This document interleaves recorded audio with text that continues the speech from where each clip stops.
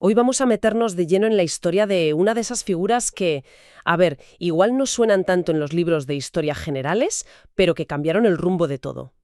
Totalmente. Vamos a analizar la vida de un obispo del siglo IV, San Atanasio de Alejandría. Ajá. Y la base para nuestra charla es un documento de una organización, Civic ODM, que tiene un título que ya lo dice todo, ¿eh? El obispo que salvó la fe. Casi nada. Pues esa es la misión que nos hemos puesto hoy.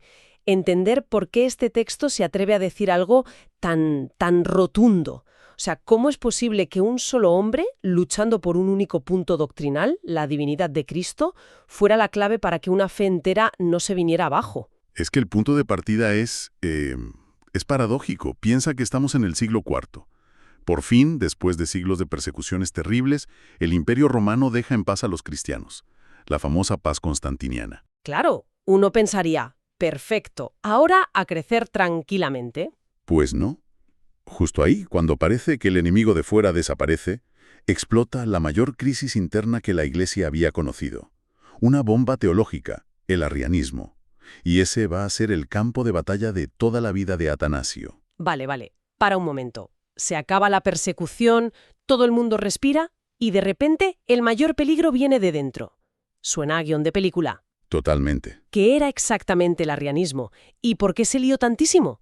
Porque no me imagino a la gente por la calle discutiendo de teología, la verdad. Es que esa es la clave, que no era algo abstracto. Arrio, que era un sacerdote de Alejandría, propuso una idea que, sonaba muy lógica para la mentalidad de la época. Ajá. Según nos cuentan las fuentes, Arrio decía, Jesús es la criatura más perfecta de Dios, casi divina si quieres, pero no es Dios, no es de la misma sustancia. Ajá. Es el hijo, sí, pero como un hijo adoptado, no uno que comparte la misma esencia, no es eterno. Hubo un tiempo en que no existía, y sobre todo no era consubstancial al Padre. Espera, consubstancial, esa es la palabra clave, ¿no? El homoousios en griego. Esa es la palabra. Suena a filosofía pura y dura, pero lo que significaba era súper concreto. A ver. Imagina la diferencia entre la bombilla más brillante del mundo y el propio sol. Arrio decía que Cristo era esa bombilla perfecta, una creación de Dios para iluminarnos. ¿Ya? Pero Atanasio y los que defendían la fe de siempre decían que no, que Cristo era el sol mismo, de la misma sustancia que la fuente de luz, que Dios Padre. La diferencia es total. Uno es creado, el otro es creador, y eso claro lo cambiaba todo. Claro, visto así. Entiendo el terremoto. Y el documento describe un panorama de caos absoluto. Dice que la Iglesia se partió en dos. Completamente. Obispos contra obispos, teólogos sacando panfletos.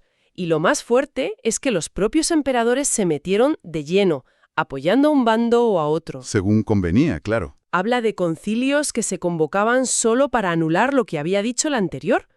Vamos, una guerra civil teológica. Totalmente. Una confusión tremenda.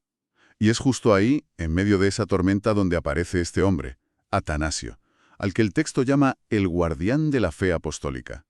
Alguien que desde muy joven vio clarísimo que en esa palabra, homoousios, se jugaban el todo por el todo. Me parece increíble. En medio de ese caos, con emperadores y ejércitos, el que planta cara es un hombre que venía del silencio del desierto. Háblame un poco de él. ¿De dónde sale Atanasio? Pues nace en Alejandría, que en el 295 era el centro intelectual del Mediterráneo. Una mezcla de culturas increíble. Ya. Se forma con el obispo de allí, Alejandro, y desde joven apunta maneras, una inteligencia brutal. Pero aquí viene el dato que el documento subraya como fundamental. Su conexión con el desierto. Ah, esto me interesa. No era un intelectual de biblioteca. Pasó temporadas viviendo con los monjes, sobre todo con San Antonio Abad, el padre de los monjes. De hecho, Atanasio escribió su biografía, que fue un bestseller de la época. O sea que lo que sugiere el documento es que su fuerza en los debates no venía solo de los libros, sino de esa dureza y esa claridad mental que te da el desierto. ¿Es esa la clave? Es absolutamente la clave. Esa vida ascética le forjó un carácter de acero. Y se vio muy pronto. Siendo apenas un diácono, con menos de 30 años, va al concilio de Nicea, en el 325. El primer gran concilio. Exacto. Convocado justo para zanjar esta crisis. Y allí, este chaval se convierte en la voz más potente y clara en defensa del homoousios. Se la juega desde el minuto 1. Vale, o sea que lo nombran obispo de Alejandría 3 años después, en el 328, y ahí empieza su pesadilla personal. El documento lo llama su calvario, y la lista de lo que le hicieron es increíble. Es que es brutal. Lo exiliaron 5 veces. 5. 5 veces. Y no hablamos de un exilio cómodo, ¿eh? Hablamos de huir para salvar la vida. Los emperadores pro-arrianos lo querían fuera. El texto cuenta cómo lo acusaron de todo, de asesinato, de traición, de magia. ¡Qué barbaridad! Calumnias para hundirle. Tuvo que vivir como un fugitivo en el desierto, protegido por sus amigos los monjes, e incluso se escondió en cisternas secas en Alejandría. Es que hay que pararse a pensar en esa imagen. Un obispo, una de las figuras más importantes de una ciudad como Alejandría, viviendo como un fugitivo. La convicción que hay que tener para aguantar eso es casi sobrehumana. Exacto. Pero lo más potente que dice la fuente es el efecto que tuvo todo esto en él. No lo rompió. Al revés, hay una cita que lo resume. Cada vez regresaba más fuerte, más convencido, más luminoso. Increíble. El sufrimiento, en vez de apagarlo, parecía avivar su certeza. Y al final, después de casi 50 años de obispo, la mayoría en lucha o en el exilio, murió ya anciano en su ciudad, en el 373, viendo cómo la fe que él había defendido, a menudo solo contra el mundo, empezaba a ganar. Espera un momento, porque me cuesta conectar los puntos. ¿Cómo es posible que un debate sobre una palabra griega, casi abstracta, provocara todo esto? Persecuciones, exilios.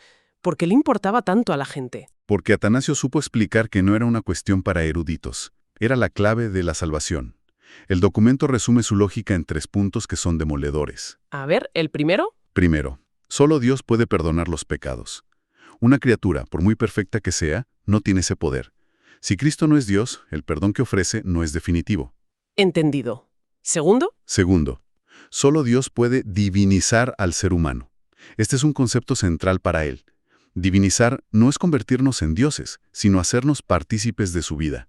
Una criatura no puede elevar a otra a ese nivel. Lógico. Y tercero, solo un Salvador que sea plenamente Dios puede vencer a la muerte de verdad. La muerte es consecuencia del pecado, y solo el autor de la vida puede destruirla.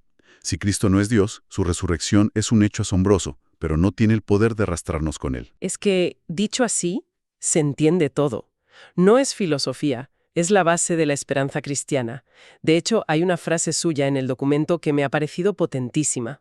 ¿Cuál? El Hijo se hizo hombre para que nosotros llegáramos a ser hijos de Dios. Es la idea del admirable intercambio. Dios se hace uno de nosotros para que nosotros podamos ser uno con Él.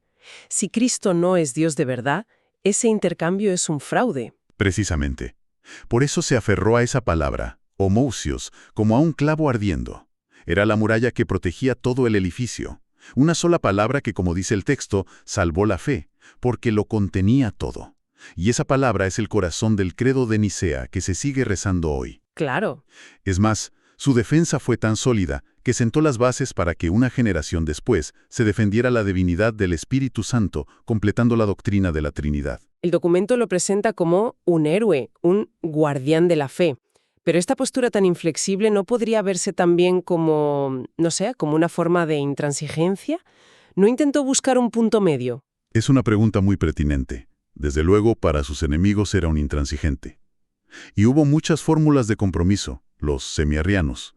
Pero para Atanasio, esto no era una negociación. Era una cuestión de verdad o mentira. Ajá. Para él, decir que Cristo era parecido a Dios, pero no igual, era como decir que un billete falso es parecido a uno de verdad. O lo es o no lo es. Y aquí entra otro factor clave que menciona la fuente. Su autoridad no venía solo de su lógica. ¿A qué te refieres? A que no convencía solo con argumentos. La gente le creía porque veían que vivía lo que predicaba. El documento lo dice claro. Su santidad era su mejor argumento. Ya. Su vida austera, su cercanía con los pobres, su conexión con los monjes y, sobre todo, su disposición a sufrir por esa verdad. Eso le daba una credibilidad que ningún teólogo de la corte imperial podía ni soñar. O sea que su mejor argumento no era un libro, era su propia vida. Exacto. Y en medio de esa confusión, con obispos cambiando de bando según el viento político, él se mantuvo siempre firme. Siempre. Y aquí la fuente señala otra de sus estrategias. Buscó la comunión con Roma. Encontró apoyo en el Papa Julio I. Para Atanasio, cuando los poderes políticos querían modelar la fe, la conexión con la sede de Pedro era una garantía, un ancla en la fe original, un punto de referencia estable en la tormenta. Es fascinante, porque el retrato que sale es el de alguien con rasgos casi opuestos. Un intelectual de primera, pero también un asceta. Un pastor preocupado por su gente, pero a la vez un guerrero implacable. Es que esa es la síntesis que lo hace tan grande. Su tiempo en el desierto le enseñó que la teología no es un juego de palabras. Para él, la verdad no era un concepto que se discute en un despacho, sino, y cito de nuevo la fuente, una realidad que se vive, se sufre y se ofrece. ¡Qué bueno! Por eso su lucha nunca fue amarga. Defendía la verdad porque la amaba, porque había experimentado su poder en su propia vida. Entonces, si tuviéramos que resumir su legado, según este análisis, ¿cuáles serían los puntos clave? Pues mira, el documento lo sintetiza muy bien. Primero, y el más obvio, salvó la fe en la divinidad de Cristo, que es el pilar del cristianismo. Sin él, es muy probable que se hubiera impuesto una versión más light. ¿De acuerdo? Segundo, demostró que ser fiel a la verdad a veces tiene un precio altísimo: la persecución, el exilio, la soledad. Desde luego. Tercero, enseñó que hay realidades que no se negocian ni se rebajan para agradar al poder de turno. Y cuarto, y quizá lo más importante, mostró que la fe se defiende con la cabeza y con el corazón, con la razón y con una vida coherente. Y el texto termina con una imagen muy potente, la de Atanasio como un faro. Dice, en tiempos de confusión doctrinal, Atanasio es un faro que ilumina. La verdad puede estar en minoría, pero nunca será derrotada. Es una frase que lo resume a la perfección. Un combate de toda una vida. Hemos visto a la crisis, al hombre, su lucha, una pelea heroica, casi siempre en inferioridad de condiciones, por defender una idea que él consideraba esencial. Pues para terminar, me gustaría lanzar una reflexión que se desprende de todo esto.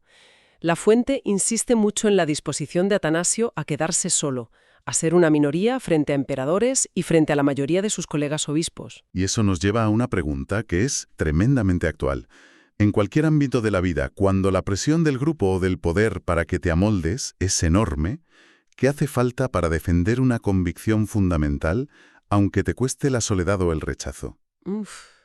Y la pregunta que va unida, y que es aún más complicada: ¿cómo sabe uno si está siendo fiel a un principio o simplemente un cabezota?